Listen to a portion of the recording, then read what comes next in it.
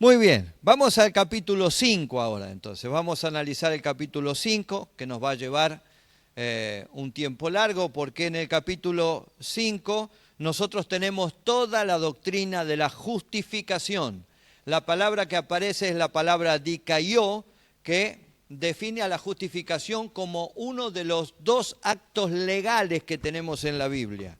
En la Biblia tenemos dos actos legales. Uno es la justificación y el otro es la adopción, ¿sí? Esto es algo que Dios hace, que Dios decreta, por eso es un acto legal. Dios nos declara justos. Él es el juez que nos declara justos y que nos trata como si nunca hubiéramos pecado. Martín Lutero decía que este texto de Romanos 5.1 era un texto único, triunfal e inigualable. Era un texto extraordinario. Esa era la opinión de Martín Lutero. En los capítulos anteriores nosotros entonces vimos que Pablo nos demostró que todo hombre es culpable delante de Dios y ahora nos dice que podemos acceder a la gracia mediante la fe. La palabra pistos es creyente, es confiado, es una persona fiel. Entonces, luego de establecer en los capítulos anteriores que la justificación es solo por fe, ahora nos va a hablar de los beneficios prácticos que nos trae la justificación. Vamos a leer el capítulo 5 del versículo 1 al versículo 5. Justificados pues por la fe, tenemos paz para con Dios por medio de nuestro Señor Jesucristo, por quien también tenemos entrada por la fe a esta gracia, en la cual estamos firmes y nos gloriamos en la esperanza de la gloria de Dios. Y no solo esto, sino que también nos gloriamos en las tribulaciones, sabiendo que la tribulación produce paciencia, y la paciencia prueba, y la prueba esperanza, y la esperanza no avergüenza, porque el amor de Dios ha sido derramado en nuestros corazones por el Espíritu Santo que nos fue dado. Muy bien, el primer gran beneficio que nos trae la fe es la justificación, y recién lo hemos visto, ¿no es cierto? Y el segundo gran beneficio es paz para con Dios, porque por medio de la justificación el hombre es reconciliado con el Señor. Nosotros estábamos enemistados con Dios por causa de nuestro pecado, por causa de nuestra ofensa, había una separación entre Dios y nosotros. Pero ahora por el sacrificio de Cristo y por apropiarnos nosotros de ese sacrificio por la fe, tenemos paz para con Dios. Esto significa que el precio fue pagado y que la justicia de Dios ha sido completamente satisfecha. ¿Quiere decir que tenemos una vida sin batallas? No, las batallas nunca van a estar ausentes a lo largo de toda nuestra vida, pero ahora en cada una de esas batallas tenemos un beneficio extra, tenemos paz no solamente para con Dios, sino que tenemos paz para con nosotros mismos y tenemos paz también para los demás. En las grandes batallas de la vida no nos hallamos luchando contra Dios, sino que nos hallamos luchando con Dios. Vamos a leer Génesis 32, 28. Ese versículo no está en el material y alude a cuando Jacob enfrenta su vieja vida en Peniel y tiene un encuentro con el Señor. Y el varón le dijo: no se dirá más tu nombre Jacob, sino Israel, porque has luchado con Dios y con los hombres y has vencido. Has luchado con Dios y con los hombres y has vencido. ¿Sí? Jacob enfrenta probablemente la más grande batalla de su vida. Tiene que confrontar su pasado, tiene que confrontar su persona, su historia y decidir si va a seguir siendo el mismo Jacob, engañador, suplantador, o definitivamente va a ser transformado Jacob por medio de la obra de Jesucristo, por medio del Espíritu Santo. Esa noche se queda solo y se traba en lucha con un ángel, dice, ¿no?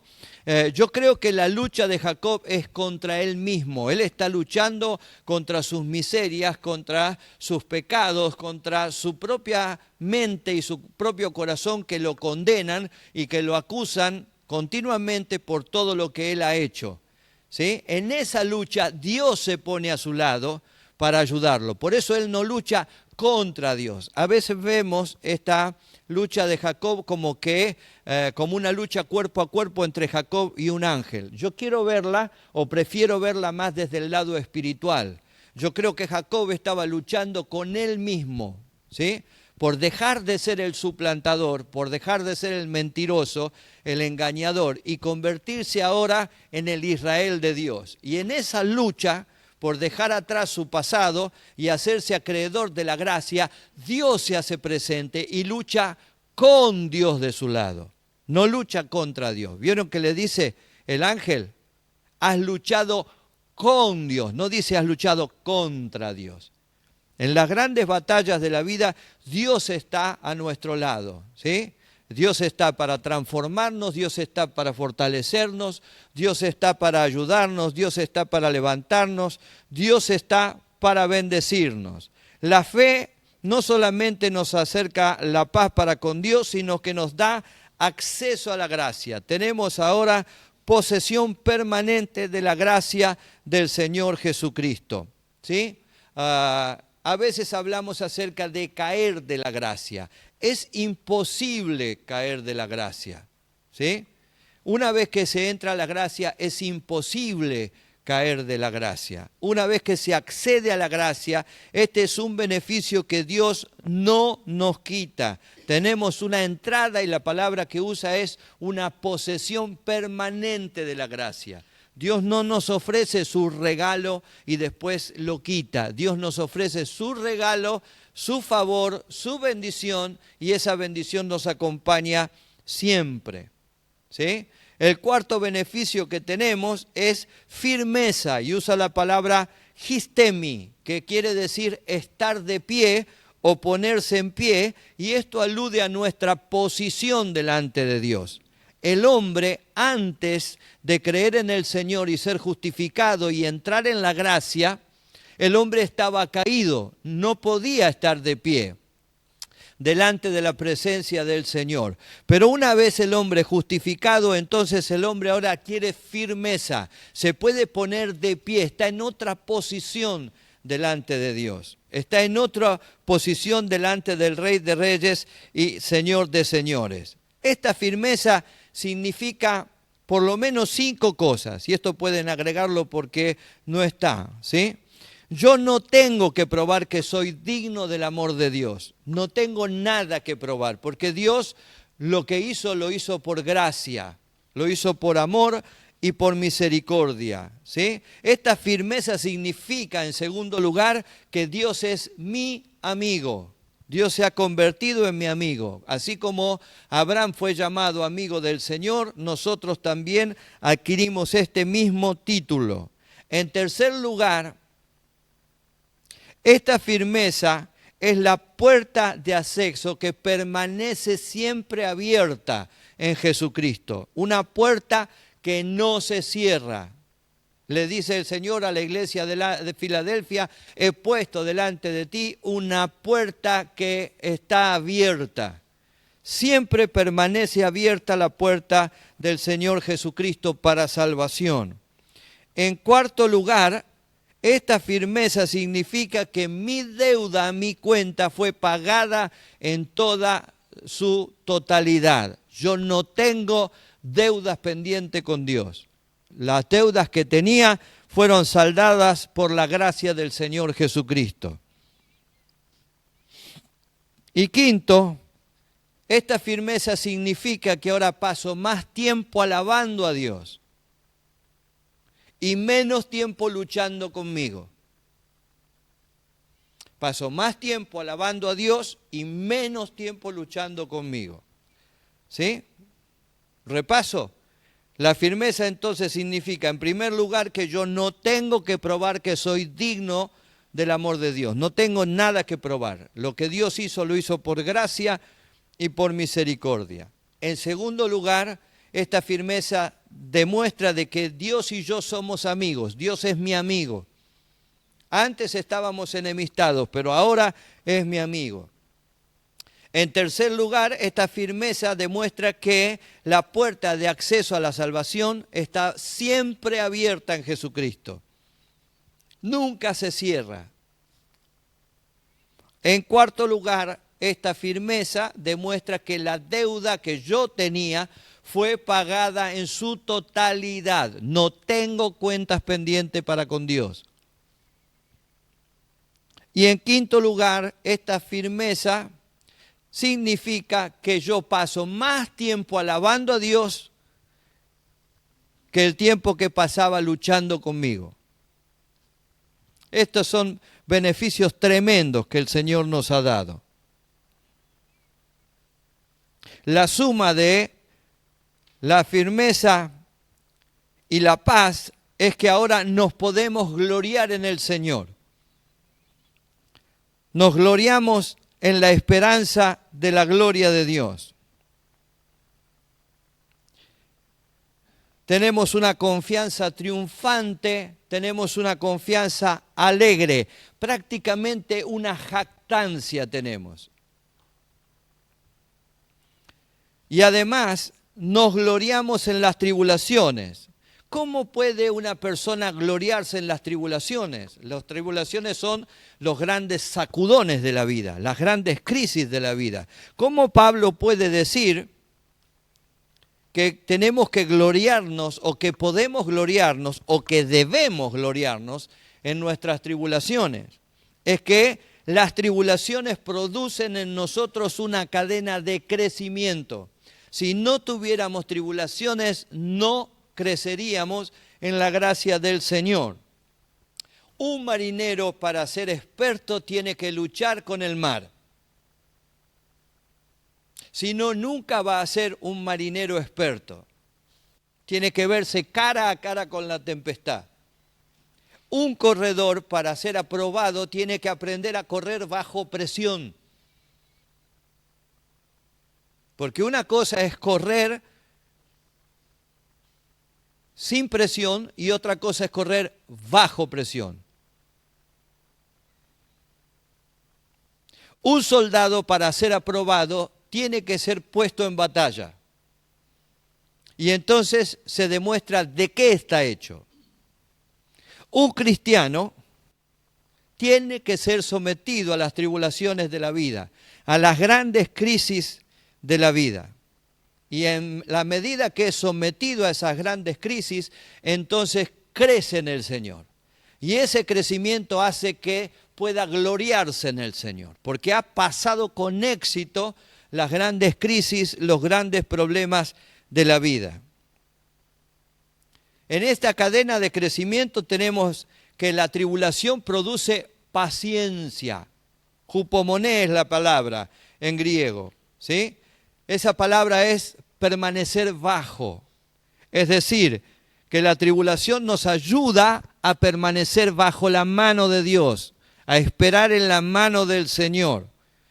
Esa palabra, hupomoné, es tolerancia. La tribulación nos ayuda a ser tolerantes. Nosotros somos por naturaleza intolerantes. Pero las grandes crisis de la vida nos llevan a cultivar la tolerancia en nosotros. ¿Sí? Esa palabra hupomoné es constancia, es perseverancia. Las grandes crisis de la vida nos enseñan a permanecer, a perseverar en el camino del Señor.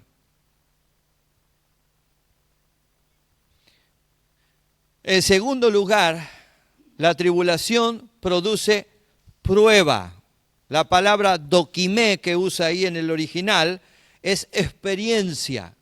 La palabra está indicando experiencia, está indicando un carácter que está siendo formado. Sin la tribulación es imposible que nuestro carácter sea formado. Es necesaria, no nos gusta, pero es necesaria. A través de las tribulaciones nuestro carácter es moldeado, nuestro carácter es formado. A través de las tribulaciones vamos adquiriendo experiencia con Dios, experiencia con el Espíritu Santo. Les decía ayer que Pablo les dice a los tesalonicenses, nosotros no vinimos a predicarles el Evangelio con palabras de vana sabiduría, vinimos con demostración de poder. Hay experiencias. podemos hablarles, podemos contarles de lo que hemos vivido en el Señor. ¿Sí? Lo tercero que produce la tribulación es esperanza. La palabra elpis se traduce como una certeza feliz, una esperanza favorable. Es una esperanza sumada a la confianza. Es esperar sabiendo que lo que espero va a venir. Y eso lo produce la tribulación. Esta esperanza, dice, no avergüenza, kataiskuno es la palabra griega. Es decir, no me va a deshonrar. La esperanza que yo adquiero en la tribulación no me va a defraudar, no me va a deshonrar. ¿Por qué no me va a deshonrar? Porque voy a ver la mano del Señor y eso me va a ayudar a confiar en Él. Me va a ayudar a esperar en Él. Dice la Escritura que todo aquel que en Él creyere no será avergonzado jamás, no será defraudado jamás. Un versículo que le gustaba mucho a la hermana Mari Sánchez, para los hermanos que están de hace muchos años en la iglesia. El Espíritu Santo derrama el amor de Dios en nuestros corazones a través de las tribulaciones, ¿sí? El Espíritu Santo se hace más evidente en nosotros a través de las tribulaciones. Todos los cristianos tienen el Espíritu Santo, pero no todos los cristianos tienen la plenitud del Espíritu Santo.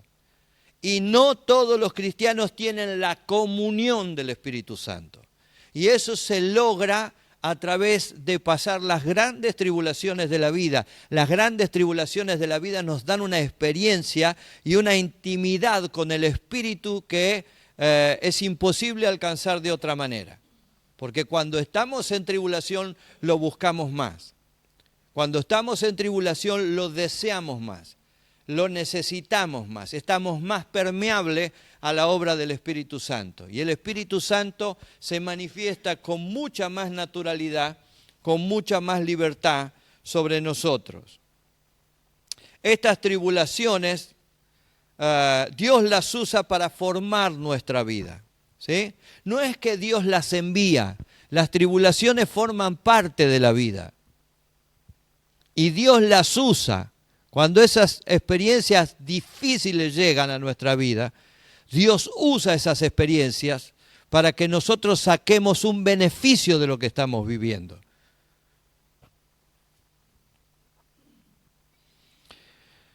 Dios sabe y conoce hasta dónde podemos soportar. Nosotros generalmente hacemos una comparación de cargas. Déjeme explicárselo. Nosotros, ¿qué le decimos al hermano? Ay, si usted estuviera viviendo lo que yo estoy viviendo, entonces. Pero la Biblia dice que cada uno de nosotros somos probados al máximo de lo que podemos soportar. Entonces, lo que yo veo en otro que me parece que es liviano, para él es lo máximo que puede soportar. Yo no tengo que desmerecerlo al hermano, ni tengo que comparar mi carga con la de él. Porque él está siendo probado al máximo de lo que él puede soportar. Yo voy a ser probado al máximo de lo que yo pueda soportar. Cada uno de nosotros somos diferentes, somos distintos. No somos todos iguales. A usted quizá una cosa lo afecta y yo miro de afuera y digo, pero por esta soncera. Pero para usted es un problema y es un problema serio. Y usted por ahí mira por lo que yo estoy pasando y lo que estoy sufriendo y me estoy haciendo problema. Y dice, pastor, pero por esto se hace problema. Y sí, para mí es un gran problema. Por eso no hay que hacer comparación de cargas y no hay que desmerecer a los hermanos. Cada hermano está siendo probado, está siendo llevado por la prueba al límite de lo que puede soportar. Y Dios sabe cuál es ese límite. Es el único que sabe. Es más, Él mide cuidadosamente el límite y mide cuidadosamente el tiempo de la prueba.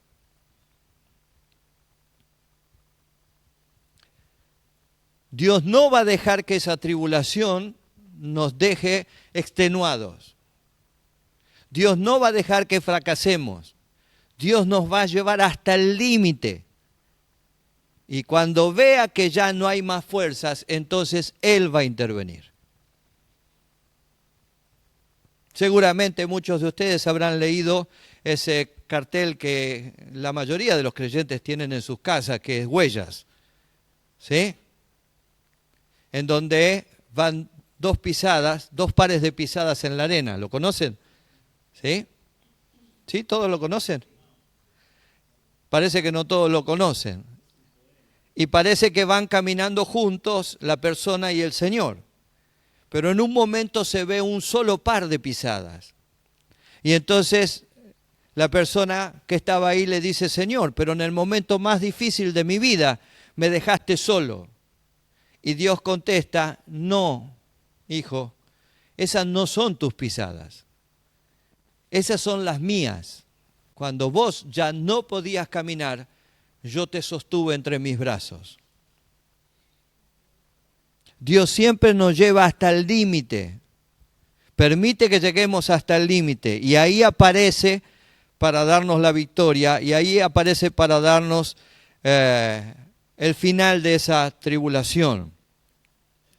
Dios conoce el peso de la prueba. Él sabe cuánto está pesando esa tribulación sobre nuestros hombros. Nunca piense que Dios está ajeno.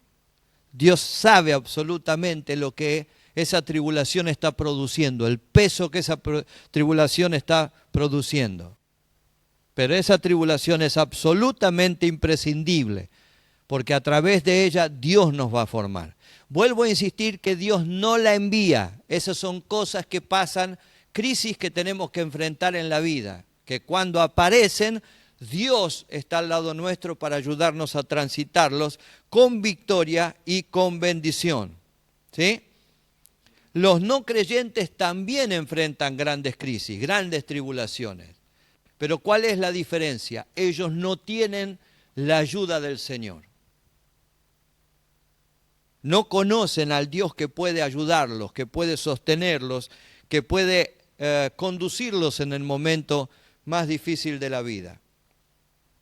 De hecho, si cada uno de nosotros miráramos nuestra historia, si no hubiera estado el Señor en muchos momentos de nuestra historia, ¿dónde hubiésemos ido a parar?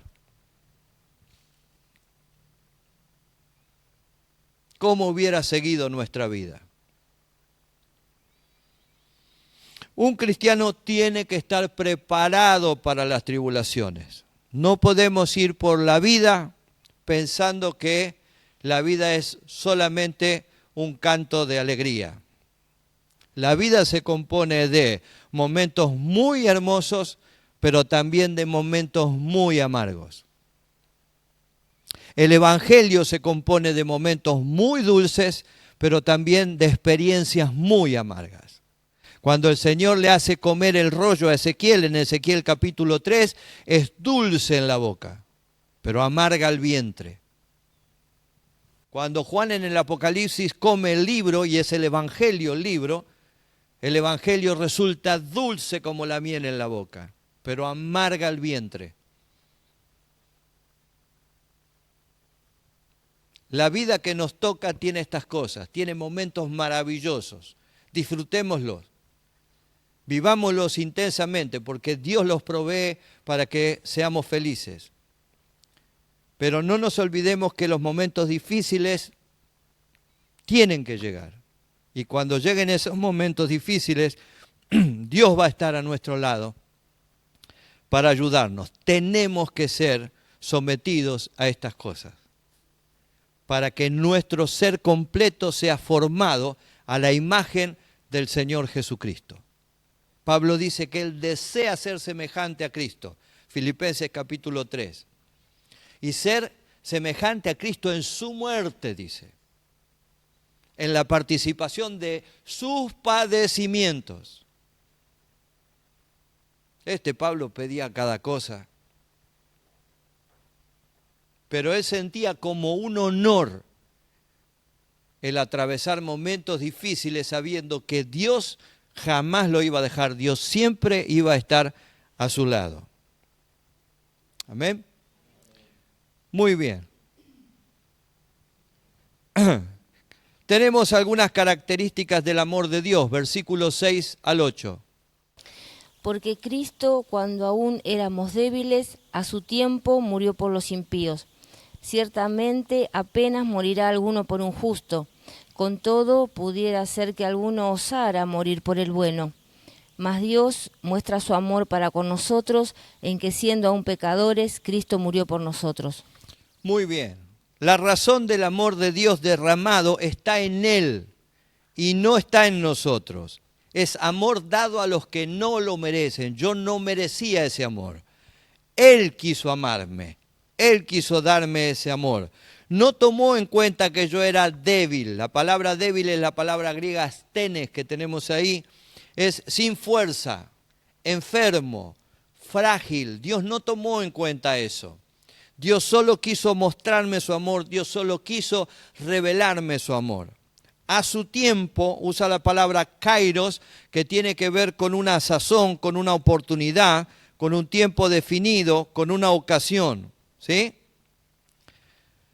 El mundo estaba preparado para la venida del Señor y para la propagación del Evangelio. Dicen los grandes historiadores que momentos antes, años antes del nacimiento del Señor Jesucristo, había como un espíritu de ebullición en el mundo. Todos sabían que algo iba a pasar. Todos sabían que algo de Dios se iba a manifestar. De hecho, no se olviden que venían magos desde Caldea siguiendo la estrella porque entendían que algo espiritual iba a pasar. Había anuncios y revelaciones por todos lados. Todo el mundo sabía que era el tiempo de Dios, que era el kairos de Dios, la oportunidad del Señor, que el Señor iba a nacer para traer salvación al mundo entero, para proclamar el Evangelio, para que el hombre fuera libre espiritualmente, para que el hombre fuera libre económicamente, para que el hombre fuera libre y tuviera entrada gratuita al reino de los cielos. Así es como en este tiempo, yo creo que hay una gran expectación en muchos lugares, que el Espíritu Santo está agitando la bandera y está diciéndole a la iglesia, prepárense, porque estamos cerca ya del kairos de Dios, estamos cerca del tiempo de Dios, del tiempo que el Señor viene a buscar a la iglesia. Cristo murió por los impíos, dice Pablo. Esto es sustitución. Él tomó nuestro lugar. Recordemos que el impío es aquel que sabe que está haciendo algo que está mal y aún así lo practica. Qué grande que es el amor de Dios. Que Dios ya sabe que soy culpable. Y Dios sabe que lo que estoy haciendo, lo estoy haciendo con pleno conocimiento. Pero aún así Dios me extiende su amor. Dios toma mi lugar. Realmente nadie haría algo así. Absolutamente nadie haría algo así. Por eso dice que el amor de Dios hizo que Él pusiera su vida por nosotros, en pro de nosotros, en favor de nosotros. ¿Sí? Con todo, dice, alguno moriría por algún amigo, por alguno justo, pero ¿quién moriría por un impío o por un pecador? ¿Quién daría su vida por un asesino? ¿Quién daría su vida por una persona que no vale nada para la sociedad? Sin embargo, Cristo muestra su gran amor muriendo en la cruz del Calvario en favor de todos los hombres, sea lo que sea que hayan hecho. El gran amor de Dios está expresado allí en la cruz y la oferta es para todo aquel que crea. El amor de Dios va mucho más allá de cualquier expresión de amor humano. No es posible comparar el amor de Dios con ninguna otra cosa. La obra del Señor Jesucristo en la cruz del Calvario no se puede comparar con nada. Dios puede añadir más cosas, más demostraciones de amor a nosotros, sí, pero nunca va el Señor a añadir una demostración más grande que lo que Cristo hizo en la cruz del Calvario, tomando nuestro lugar cuando no lo merecíamos, cuando éramos culpables a sabiendas, y aún así Cristo murió por nosotros. Este es un motivo maravilloso para darle gloria a Dios, ¿verdad?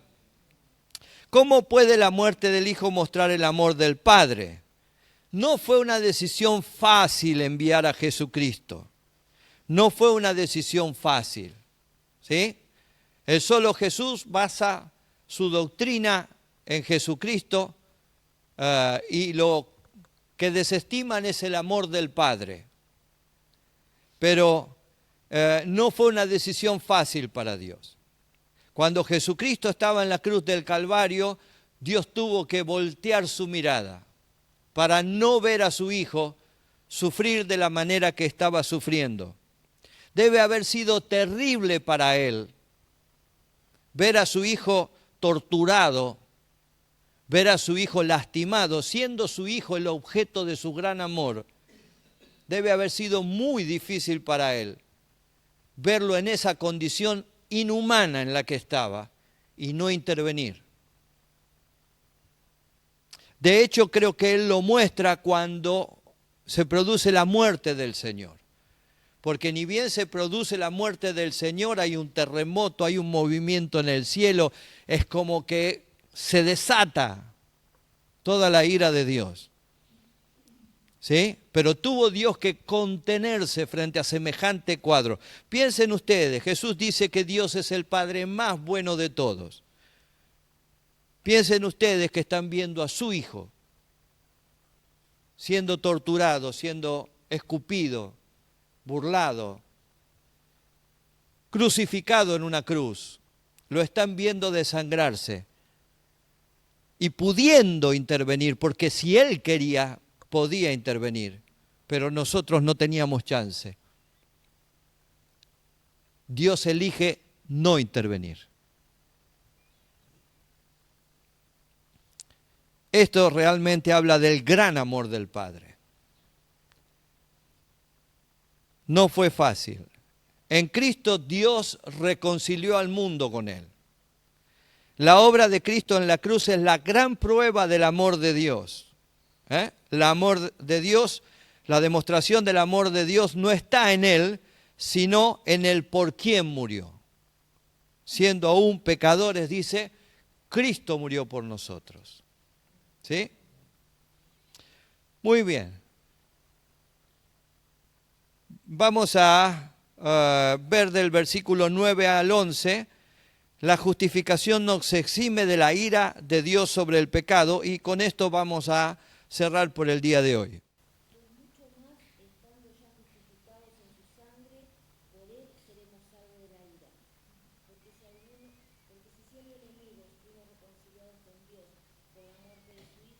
Mucho más, estando reconciliados, seremos salvos por su vida. Y no solo esto, sino que también nos gloriamos en Dios por el Señor nuestro Jesucristo, por quien hemos recibido ahora la reconciliación. Muy bien.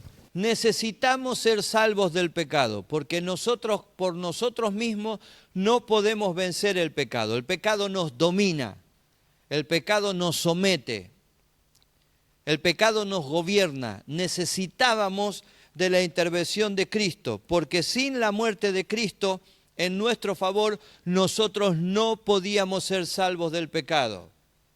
Una de las grandes victorias en la cruz del Calvario fue la victoria sobre el pecado. El pecado ya no se enseñoreará más de vosotros, ya no es más mi dueño, ya no me gobierna más, y esto es por Cristo. ¿Sí? Necesitábamos ser libres de la carne, nuestra carne nos domina. Nuestros deseos carnales nos dominan. ¿De dónde vienen los más grandes pecados? De nuestra propia carne, de nuestros propios deseos. Cuando hablamos de carne, no hablamos de la piel y de los órganos. Estamos hablando de la vida del hombre natural que tiene deseos que van contra la voluntad de Dios. ¿Sí? No podíamos con eso, porque éramos arrastrados y seducidos por los deseos de nuestra carne. A nuestra carne le gusta el pecado, le gusta el placer que está fuera de la voluntad de Dios. No podíamos con eso. Pero por Cristo en la cruz del Calvario tenemos victoria sobre los deseos de la carne. Porque Él venció, nosotros podemos vencer en Él. ¿Sí? Necesitábamos ser salvos. ¿Dónde estábamos? Del diablo. Esa es otra de las grandes victorias que tenemos en la cruz del Calvario. El adversario de nuestra alma, el que busca el mal de nuestra alma. No podíamos vencerlo por nuestras propias fuerzas. Pero ahora con la obra de Cristo tenemos victoria sobre el enemigo. El enemigo ya no tiene poder sobre nosotros. El enemigo ahora tiene que abstenerse de tocarnos, porque la sangre de Cristo está rociada sobre nuestro corazón, está rociada sobre nuestra cabeza. Esa es la tercer gran victoria de Cristo en la cruz, la victoria sobre el enemigo. Le quitó todo el poder que él tenía, le arrebató todo el poder que él había usurpado.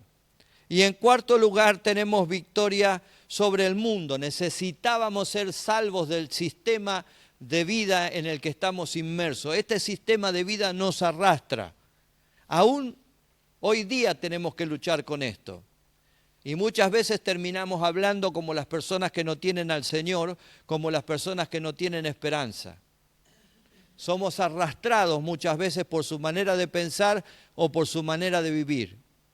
Pero la victoria de Cristo en la cruz del Calvario nos da las herramientas para vencer este sistema y entender que somos parte de este mundo, pero no le pertenecemos. Pertenecemos al reino del Señor, ¿sí? Si Dios hizo todo esto por nosotros cuando éramos enemigos, ¿cuánto más Dios va a hacer por nosotros ahora que somos sus amigos? Somos reconciliados por su vida, tenemos vida absoluta en Cristo, tenemos vida espiritual en Cristo, algo que antes no teníamos. Ahora tenemos vida espiritual en Cristo. Todo lo que tenemos es por Jesús. Lo más importante es esto, es lo que tenemos por Jesús y lo que tenemos en Jesús. Nuestras obras nunca van a superar este beneficio. Todo lo que nosotros hemos conseguido y todo lo que hemos alcanzado en el Señor Jesucristo. ¿Amén? Muy bien. Si Dios quiere, la semana que viene continuamos en la progresión y proyección del pecado, que es a partir del versículo 12. Dios los bendiga.